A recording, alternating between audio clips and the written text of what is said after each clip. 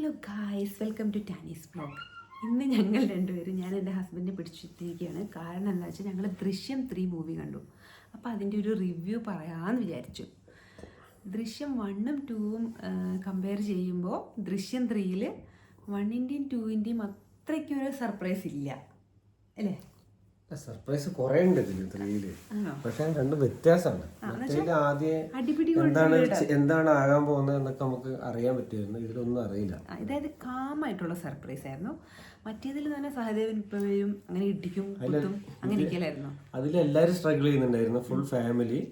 എന്നിട്ട് പിന്നെ മോഹൻലാലുമായിട്ട് ഫാമിലിനെ രക്ഷകനാകും. ഇതിലെങ്ങനെ വെച്ചാൽ ആരും സർവൈവ് ചെയ്യാൻ സമ്മതിച്ചിട്ടില്ല. ബാക്ക്ഗ്രൗണ്ടിലാണ് മൊത്തം മോഹൻലാൽ ചെയ്യുന്നത്. ഒറ്റയ്ക്ക് അനുഭവിക്കാൻ. സ്ട്രെസ് മൊത്തം മോഹൻലാലിനാണ്. കഥ ഞങ്ങൾ പറയില്ല, നിങ്ങൾ പോയിട്ട് കാണണം.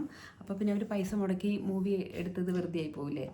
അതിൻ്റെ എന്തായാലും സ്ക്രിപ്റ്റാണ് ഇതിൻ്റെ മെയിൻ. അതെ, ജീത്തു ജോസഫ് എന്തുവാ ചെയ്തു വെച്ചിരിക്കുന്നത്. ഇയാൾ ഈ മനുഷ്യൻ ഇനി ഇങ്ങനെയൊക്കെ ചെയ്തിട്ടുണ്ടോ എന്ന് ശരിക്കും പറഞ്ഞിട്ട് ഇപ്പോൾ ഇൻസ്റ്റയിലൊക്കെ ഒരു ട്രെൻഡായിട്ട് വരുന്നുണ്ട്. ജീത്തു ജോസഫും വൈഫും 2 പെൺകുട്ടികളും കൂടിയുള്ളത്. അപ്പോൾ ജീത്തു ജോസഫ് നല്ല അടിപൊളിയായിട്ട് 1ഉം 2ഉം പോലെ തന്നെ 3യും നല്ല അടിപൊളിയായിട്ട്, സ്ക്രിപ്റ്റൊക്കെ സൂപ്പറാണ്, ഒരു കുറ്റവും പറയാനില്ല അല്ലേ? സമ്മതിച്ചു കൊടുക്കണം ആ മനുഷ്യനെ. ജീത്തു ജോസഫ് എന്തൊക്കെ ആഗ്രഹിച്ചു അതുപോലെ മോഹൻലാൽ അഭിനയിച്ച് കാണിച്ചിട്ടുമുണ്ട്. മോഹൻലാലിന് പിന്നെ അഭിനയിക്കാൻ നമ്മൾ പഠിപ്പിച്ചു കൊടുക്കേണ്ട ആവശ്യമൊന്നും ഇല്ലല്ലോ. അങ്ങനെ തെന്നി മെറിഞ്ഞ് അങ്ങനെ അടിപൊളി ഡയറക്ടറിന്റെ ഒരു ആക്ടറായിരുന്നു മോഹൻലാൽ. അതെ, നമ്മൾ അവിടെ നിന്ന് സ്ട്രെസ് അടിക്കും. മോഹൻലാൽ സ്ട്രെസ് അടിക്കുന്ന കാണുമ്പോൾ നമുക്ക് സ്ട്രെസ് ആയിപ്പോവും. ഈ മൂവിയിൽ എന്ന് വെച്ചിട്ടുണ്ടെങ്കിൽ ബാക്കിയുള്ള ആൾക്കാരൊന്നും അങ്ങനെ സ്ട്രെസ് അടിക്കുന്നില്ല അല്ലേ? മോഹൻലാൽ ഒറ്റയ്ക്കാണ് സ്ട്രെസ് അടിച്ച് ഫസ്റ്റ് മുതൽ എൻഡ് വരെ ഇത് കൊണ്ടുപോകുന്നത് അല്ലേ? എപ്പോഴും എക്സ്പെക്ട് ചെയ്യുന്നുണ്ട് ഇങ്ങനെ ഫാമിലിക്ക് ഇങ്ങനെ വരും. അതുകൊണ്ട് ഭയങ്കര കെയർഫുൾ ആണ്. അപ്പൊ ആ കെയർഫുൾ ആകാൻ വേണ്ടി അവൻ എടുക്കുന്ന സ്ട്രെസ്, അവന് രാത്രി ഉറക്കം. അത് നമ്മൾ ഫുൾ കഥ പറഞ്ഞു പറയേണ്ട. നല്ല മൂവിയാണ്. കഥ പറയില്ല. കഥ പറഞ്ഞിട്ടുണ്ടെങ്കിൽ അവരുടെ കഷ്ടപ്പാട് നമ്മൾ അങ്ങനത്തെ റിവ്യൂ. പക്ഷെ എല്ലാവരും പോയി കാണണം കേട്ടോ. പക്ഷെ എനിക്ക് ഒരു ഇത് പറയാനുള്ള എന്താ പറയുക, എൻഡ് പാർട്ടിലുള്ള ക്ലൈമാക്സ് ഇല്ലേ, ക്ലൈമാക്സ് കുറച്ച് സ്ലോ ആയിട്ട് കാണിച്ചിരുന്നെങ്കിൽ പിന്നെ നമ്മൾ യൂത്ത് നമുക്ക് അത് പെട്ടെന്ന് ഗ്രഹിച്ചെടുക്കാൻ പറ്റും. 2.5 മണിക്കൂറിൽ തീരൂല.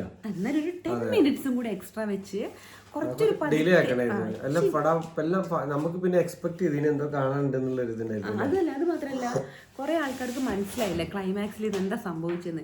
അതൊരു 10 മിനിറ്റ്സും കൂടെ എക്സ്ട്രാ എടുത്ത് ഒരു സ്ലോ മോഷൻ എന്ന് വെച്ചാൽ കുറച്ചൊരു ധൃതി പിടിച്ച് ക്ലൈമാക്സ് എൻഡ് ചെയ്ത പോലെ ആയിപ്പോയി.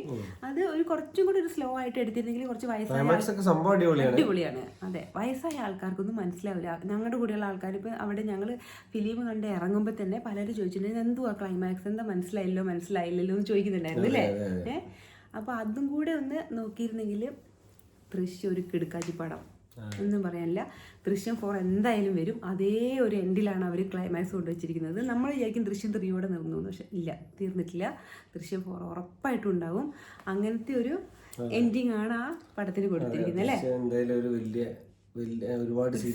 നെറ്റ്ഫ്ലിക്സ് സീരീസ് പോലെ ആയി പോകുന്നതാണ് തോന്നുന്നത്. ഇത്രയ്ക്ക് ക്രൂക്കറ്റ് മൈൻഡ് ആയിട്ടുള്ള ജീത്തു ജോസഫിന്റെ പടം ഫുള്ളും പറഞ്ഞു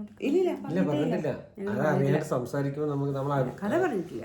കഥ എന്താന്ന് ഇപ്പൊ നിങ്ങൾക്ക് കിട്ടിയോല്ല. കഥ പറഞ്ഞെടുത്തിട്ടുണ്ട്. എന്നാ ശരി, എല്ലാരും ലൈക്ക് ചെയ്യൂ, സബ്സ്ക്രൈബ് ചെയ്യൂ, ഷെയർ ചെയ്യൂ. ഞങ്ങൾ പടം പോയി കാണും. അതെ, എല്ലാരും വിജയിപ്പിക്കും. നമ്മുടെ എഫേർട്ടിന് നമ്മൾ എപ്പോഴും ഒരു പ്രോത്സാഹനം കൊടുക്കണം. സത്യം.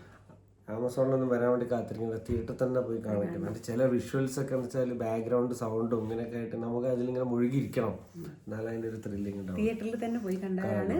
അതെ, എന്തൊക്കെ പറഞ്ഞാലും OTT വരുമ്പോൾ നമ്മൾ കാണുന്ന ഒരു തിയേറ്ററിൽ പോയി കാണുന്ന എക്സ്പീരിയൻസ് വ്യത്യാസമുണ്ട് അല്ലേ? തിയേറ്ററിൽ പോയി കാണേണ്ട പടങ്ങൾ തിയേറ്ററിൽ തന്നെ പോയി കാണണം. അപ്പം എന്നാ ശരി, ബൈ. Good night.